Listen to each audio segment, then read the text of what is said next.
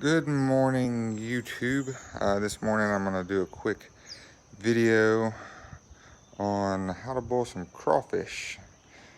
All Louisianians have their different versions and recipes on how they boil. I just thought I'd give my take on how I do it.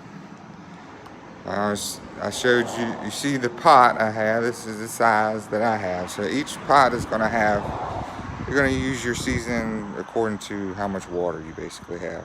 So my pot has, I have a line usually that I fill it up to that seems to work good for me. I always boil my potatoes first. And you see I got some of them cut up in there. The bigger ones I cut up, they usually soak in a lot more seasoning. So for people who can't handle it, they just avoid the ones that are already cut. So I'm gonna go over my ingredients I put in on the first batch because I usually do a couple batches. I always start with a tub of the Louisiana crab boil, or this is Zatarain's crab boil, and then I go ahead and throw an extra small bag in. I think that is a 1 pound bag. I throw cayenne pepper, I'll probably put about half of that, what's left in there. About a half a thing of salt. I'll throw in about this much lemon juice on the first one. Some people use lemons, some people use lemon juice. I might throw a little extra in out of this one.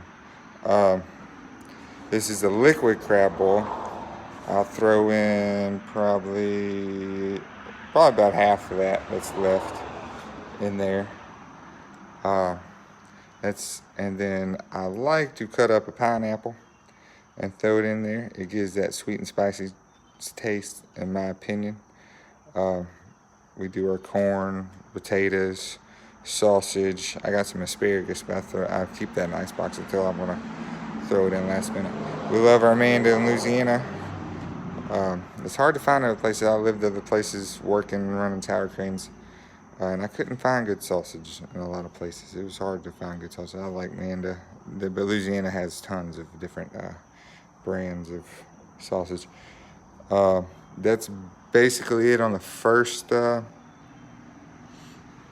batch. The tub, bag, cayenne, salt, lemon juice, liquid, pineapple.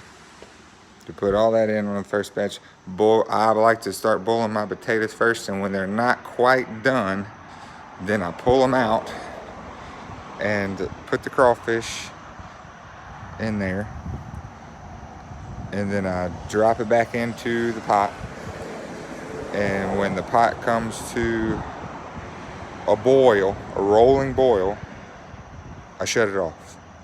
Stir it up, put some white vinegar in it. It's kind of weird, just put a splash of it and mix it up. It helps soak in the seasoning quicker. Some people throw like a bag of ice and make it cool down real quick, and it just makes it soak up the seasoning real well. I just throw some white vinegar. I usually let it sit for about 30-45 minutes and let it soak. I use that tub right there to clean my crawfish. I don't purge too much. Purges when you put salt and water in it, makes it throw up, and it cleans them out a little bit. I purge some, I put salt on them some. But I just like to get them real good and clean. I don't like all that grease stuff in my water. But yeah, you let them sit for a 30, and then you want to pull a couple of them out and make sure they're pulling out of the shell well. Sometimes they'll want to stick if you don't have them quite cooked enough. They want to stick in the shell and they don't want to do anything. But that was just a quick over. I'm gonna do another video when I drop the crawdads in there. We got our table set up for.